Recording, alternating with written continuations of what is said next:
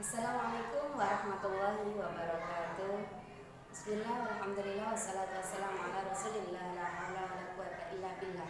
Allahumma shalli ala sayyidina Muhammad. Yang terhormat Bapak Kepala Madrasah Ibtidaiyah Islamiyah Kepoh, yang kami hormati tim trainer dari La Raiba Hanifida Jombang, yang kami hormati teman-teman guru, peserta trainer, serta anak-anakku sekalian yang berbahagia. Pada kesempatan kali ini perkenalkan saya Mujayanti, salah satu peserta training La Raiba Hanifida dari Jombang akan mempresentasikan tentang peta imajinasi dari pelajaran PPKN di tema 6, yaitu energi dan perubahannya. Kita tahu di Indonesia mempunyai banyak energi yang perlu kita jaga, karena energi itu ada yang dapat diperbaharui dan ada yang tidak dapat diperbaharui. Misalkan kita saat di rumah, kita harus menghemat air. Bagaimana cara menghemat air? Kita dapat menghemat air dengan mematikan keran jika sudah tidak digunakan, dan minum. Ketika minum kita menghabiskan minuman kita, dan ketika mencuci atau mandi menggunakan air dengan secukupnya. Kedua, kewajiban kita terhadap energi listrik, diantaranya kita harus menghemat energi listrik. Jika kita sudah tidak menggunakan listrik, kita harus mematikan. Terus kegiatan di siang hari, jika tidak benar-benar membutuhkan listrik, maka sebaiknya kita mematikan listrik itu.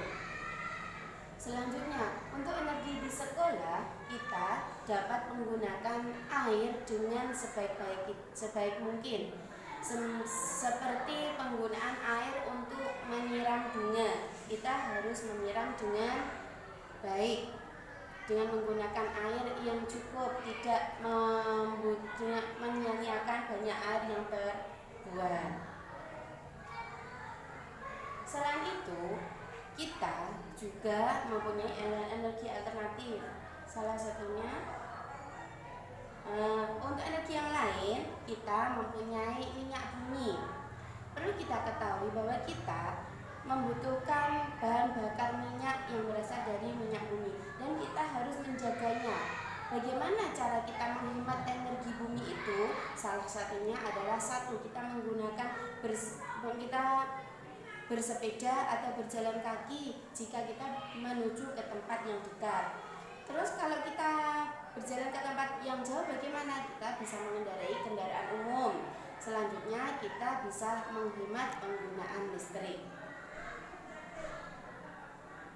Hak dan kewajiban kita harus berjalan secara sejajar. Kita bisa mendapatkan hak jika kita sudah melaksanakan kewajiban. Apa hak yang kita dapatkan setelah kita melaksanakan kewajiban kita tadi?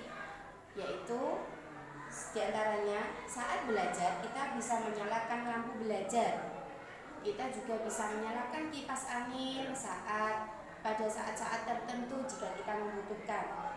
Kita juga bisa mendapatkan hak kita untuk menyalakan televisi untuk hiburan kita, dan kita bisa mendapatkan makanan dan minuman. Ada perubahan energi. Energi bisa berubah menjadi energi positif dan energi negatif. Energi positif adalah energi yang kita dapatkan dan bisa bermanfaat untuk orang lain. Misalnya, contoh, guru mengajar, berarti guru menyalurkan energi positifnya kepada murid-muridnya. Selain itu, dokter menggunakan energinya untuk memeriksa atau mengobati pasien-pasiennya. ataupun petani merubah energinya untuk digunakan mencangkul sawah, menanam padi, dan itu sangat bermanfaat. Untuk energi yang negatif, apakah ada energi yang negatif? Ada. Energi yang negatif adalah energi yang kita lakukan, energi yang kita miliki, tapi penyalurannya dengan negatif. Apa itu? Semisal kita gunakan energi kita untuk berkelahi, itu negatif. Kemudian ada lagi kita menyalakan radio secara keras-keras. Jika kita menggunakan radio keras-keras kan kita mengganggu orang lain, dan itu bisa dikatakan energi negatif. Dalam melaksanaan hak dan kewajiban, hak kita peroleh setelah kewajiban. Ketika kita sudah mendapatkan hak kita, maka kita harus melaksanakan kewajiban kita dengan baik. Apa itu? Di antaranya kita harus meminta izin.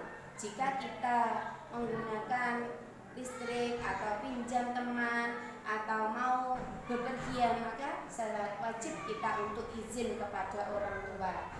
Kemudian ada lagi berhati-hati dalam penggunaan. Semisal kita pinjam barang milik teman, maka kita harus berhati-hati dalam penggunaannya.